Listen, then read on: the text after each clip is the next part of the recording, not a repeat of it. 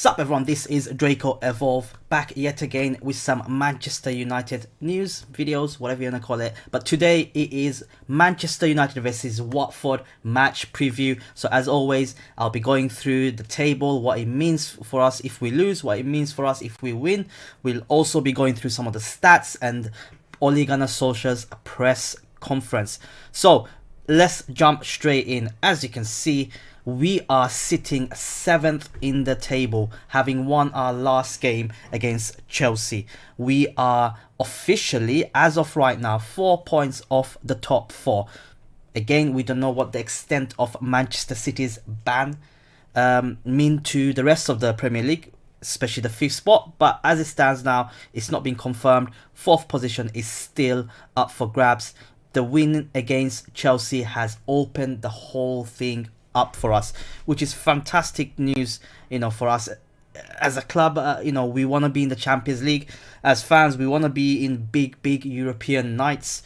We want to see the best players. We want to be playing against the best teams, because at the end of the day, it can only improve us, and also we can attract players of high caliber. Let's face it, there are a lot of elite players out there that we can afford, we can get, but we cannot sort of make that final push despite having the transfer fee, money or whatever you want to call it, because we do not have Champions League football.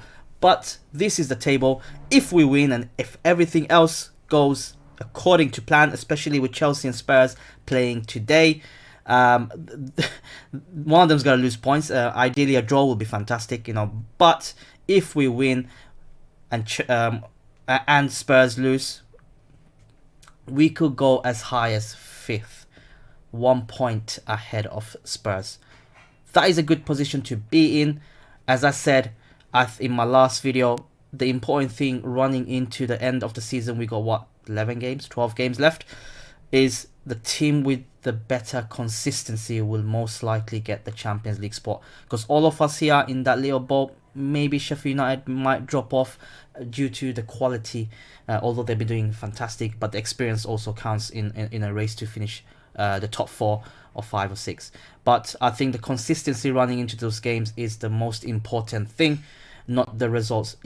What am I saying? Yes, the results, yes, but consistency. Now, what I say is because we've had fantastic results in the past, Man City, Liverpool, Tottenham, Leicester, etc., but we've always seemed to have followed up with some mediocre performances and losses, right? So we beat Chelsea last week, which was a very good game, very solid win. And Watford, who are now lying in 19th position, they're the battering boys of the Premier League. In the last 5 games, they've only won once. No wins in the Premier League in the last 4 games. Suffice to say, I don't think we should take this game lightly, because we have seen in the past where we get good results but end up getting dross results or loss against teams like Watford, no disrespect intended. So the important thing now, I don't mind even if we get a 1-0 win, we should be winning. Let's go into some of the stats. This is the Sky Sports. So obviously, Solskjaer's been talking in the press conference, and there's been a bit of a news around Scott McTominay. So this is what the article says, and I'll read it out to you. Manchester United midfielder Scott McTominay could be included in Ole Gunnar Solskjaer's squad for Sunday's match against Watford.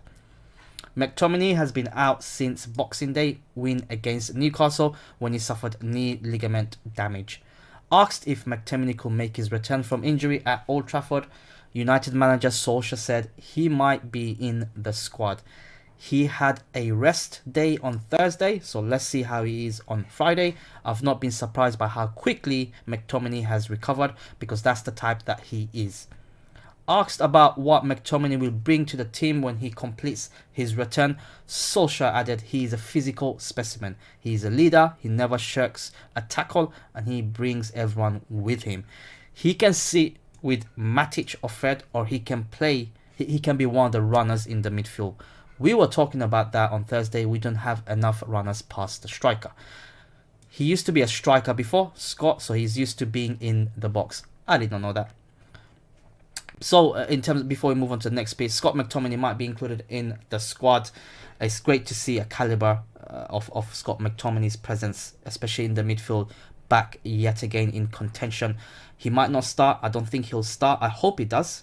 But I think Matic and Fred has been doing very well lately, and with the added firepower of Bruno Fernandes, I think it's better for Scott to come in slowly into the matches. He might get some cameo performances. He might start but not play the full games. I do not expect him to play the full game. I'll be extremely surprised if he plays the full game. But it's fantastic to see Scott McTominay back. He is a biter. He's a tackler. He's what Solskjaer is clearly describing him as a leader. He sees in that in him. He's not afraid to go into tackles, which is fantastic, and we have seen that. And he is a box-to-box midfielder. That's pretty much what he meant. So let me know your thoughts in the comments below. Do you feel Scott McTominay will make a comeback this Sunday, tomorrow? Or do you think Solskjaer just playing some mind games? Because looking at the midfield, we're not too bad, especially with the inclusion of Bruno Fernandes. We got Matic, Fred and Fernandes most likely will be the starters. Again, I'll go through my predicted lineup. Around Ighalo. So Odion Ighalo made his second substitute appearance for United on Thursday's 1-1 draw at Club Brugge in the Europa League, and could be in line to make his first start on Sunday against former club Watford. But Solskjaer says his inclusion will depend on the fitness of teenage striker Mason Greenwood, who has missed United's previous 2 matches with illness, and how quickly Anthony Martial recovers after Thursday's draw.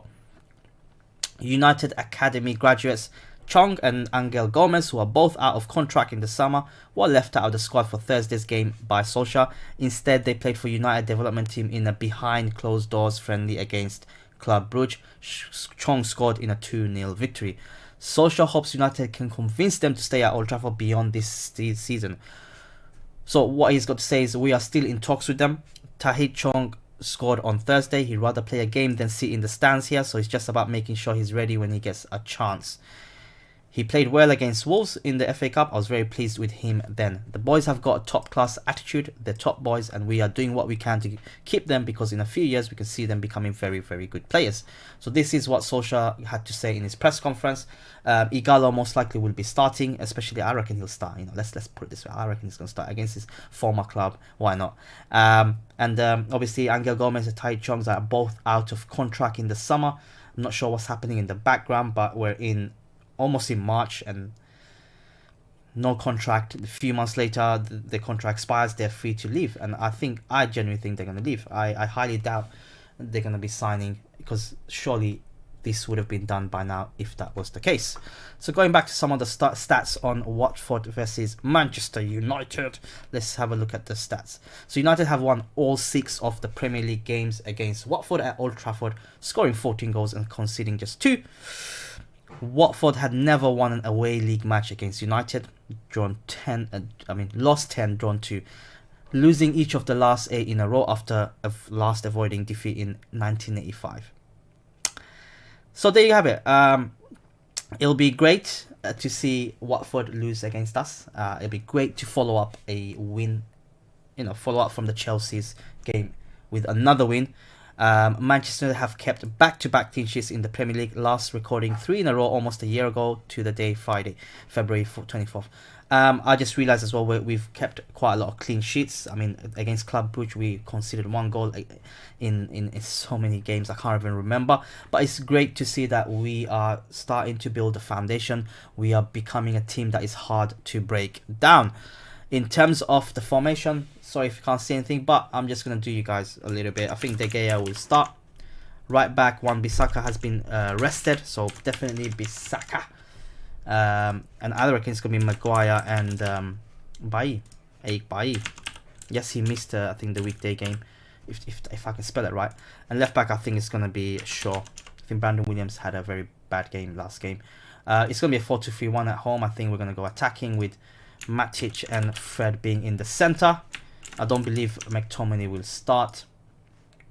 And don't worry about the numbers, guys. It's going to be Bruno Fernandes. It's pretty much nailed on. On the right side, I reckon it's going to be James. No, I think... Well, it's going to be James. I was going to pick Mata, but I think Mata played in over the weekday, and he hasn't got the legs to carry on playing 2 games in the space of 3-4 days or so. I think James will definitely make a start. Left side, I genuinely believe it's going to be Martial there. And because I reckon Ighalo will get his first start against his former club. So that's my lineup.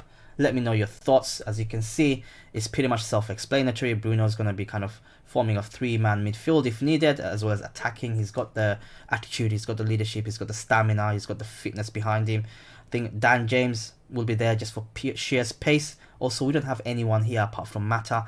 I'll be very surprised if Lingard or Pereira is given a start this, despite the form and a disastrous performance on Thursday.